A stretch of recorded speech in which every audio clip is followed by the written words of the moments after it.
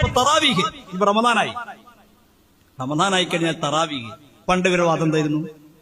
1920-കളിൽ 25-കളിൽ 30-കളിൽ 40-കളിൽ 50-കളിൽ 60-കളിൽ ഒക്കെ തറാവിനെ കുറിച്ചുള്ള കാഴ്ചപ്പാട് എന്താ? തറാവീഹ് 20 റക്അത്താണ്, റമദാനിൽ മാത്രമുള്ള പ്രത്യേക സുന്നത്ത് നിസ്കാരമാണ്. പിന്നെ പറഞ്ഞെന്താ? കുറച്ചു കഴിഞ്ഞപ്പോൾ പറഞ്ഞു തറാവീഹ് 20-ഇല്ല 8 ഉള്ളൂ. തറാവീഹ് 8-ഉം വിത്തറും 3-ഉം കൂടി 11 റക്അത്ത്. പിന്നെ കുറച്ചുകൂടി കഴിഞ്ഞപ്പോൾ പറഞ്ഞെന്താ? തറാവീഹ് നിസ്കാരം തന്നെ ഇല്ല. അങ്ങനെ ഇടക്കാലത്തുണ്ടായ വാദം. തറാവീഹ് നിസ്കാരം തന്നെ ഇല്ല. തറാവീഹ് എന്ന് പറഞ്ഞാലും വിത്തർ എന്ന് പറഞ്ഞാലും തഹജ്ജുദ് എന്ന് പറഞ്ഞാലും ഖിയാമുൽ ലൈൽ എന്ന് പറഞ്ഞാലും ഖിയാമുർ റമദാൻ എന്ന് പറഞ്ഞാൽ ഒക്കെ ഒന്ന് തന്നെയാണ്, പേര് വ്യത്യസ്തമുള്ളൂ. എന്നിട്ട് ഒരു ഉദാഹരണം പറഞ്ഞു.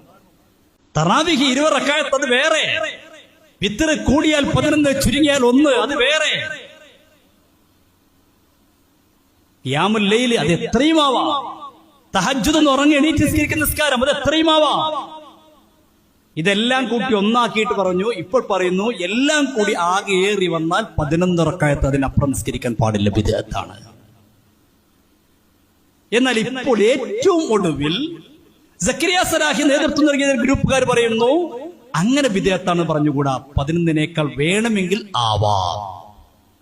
നമ്മുടെ ഏതിന്റെ പിന്നാലെ കൂടെ മാറി മറിഞ്ഞുകൊണ്ടിരിക്കുകയാണ്. ഇവരെ ഇബാദത്തുകൾ, ഇവരുടെ തൗഹീദുകൾ, ഇവരുടെ ശിർക്കുകൾ എല്ലാം മാറി മാറി പറഞ്ഞുകൊണ്ടിരിക്കുകയാണ്. ഇന്നലെ ഒന്നാണെങ്കിൽ ഇന്ന് വേറൊന്നാണ്. ഇവിടെയാണ് നമ്മൾ മനസ്സിലാക്കേണ്ടത്. സമസ്ത കേരള ജംഇയ്യത്തുൽ ഉലമ അതിന് മാറ്റങ്ങളില്ല. കാരണം സമസ്തയായിട്ടൊരു വിഷയം തീരുമാനിക്കാറില്ല. സമസ്ത ഒരു തീരുമാനം പറയുമ്പോൾ പൂർവികർ എന്ത് പറഞ്ഞു നോക്കും, അതാണ് സമസ്ത പറയുക. അതുകൊണ്ടാണ് സമസ്ത വെക്കാത്തത്. സമസ്തന്റെ ആലിമീങ്ങൾ കൂടിയിട്ട് അവരിഷ്ടത്തിനൊരു തീരുമാനം പറയാറില്ല. പൂർവികർ ആ വിഷയത്തിൽ എന്ത് പറഞ്ഞു, മഹാന്മാരായ അയിമ്മത്ത് എന്ത് പറഞ്ഞു, അത് നോക്കിയിട്ടാണ് സമസ്ത പറയുക. അതുകൊണ്ട് തീരുമാനങ്ങളിൽ പിഴക്കാറില്ല. മുജാഹിദ് പ്രസ്ഥാനം അങ്ങനെയല്ല, അത് മാറി മറിഞ്ഞുകൊണ്ടിരിക്കുകയാണ്. അവരുടെ ആശയങ്ങൾ മാറി മറിഞ്ഞുകൊണ്ടിരിക്കുകയാണ്. ഇപ്പൊ ഞാൻ 2 ഉദാഹരണം പറഞ്ഞു. ഇനി ഖുതുബയുടെ ഭാഷ. ഖുതുബയുടെ ഭാഷ എന്തായിരുന്നു? ആദ്യകാല വഹാബികളുടെ വാദം എന്തായിരുന്നു? നിങ്ങൾ പഴയകാല വഹാബികളെ വസ്തു നോക്കും. നിങ്ങൾ ജനാബ് കെ മൗലവി, ഞാൻ നേരത്തെ പറഞ്ഞല്ലോ, മുജാഹിദ് പ്രസ്ഥാനത്തിന് കേരള മണ്ണിൽ ജന്മം നൽകിയ സാക്ഷാൽ കെ മൗലവി, അദ്ദേഹത്തിന്റെ അൽ ഇർഷാദ് മാസ്ക് വെച്ച് പരിശോധിച്ച് നോക്കും നിങ്ങൾ. അതെന്താ പറയുന്നത്? വലാകിൻ ഹൗല ഷൈഉൻ ആഖർ യംബഗി ഇൽതിഫാതു ഇലൈഹി വഹുവ അന്നാ ലം നജ്ദ് ഫീ കുതുബിൻ മിനൽ കിതാബ്. കെ മൗലവി അദ്ദേഹത്തിന്റെ പുസ്തകത്തിൽ എഴുതി വെക്കുന്നു, അറബി പുസ്തകത്തിൽ എഴുതി വെക്കുന്നു, വലാകിൻ ഹൗല ഷൈഉൻ ആഖർ. ഇവിടെ സുപ്രധാനമായ ഒരു കാര്യമുണ്ട്, യംബഗി ഇൽതിഫാതു ഇലൈഹി.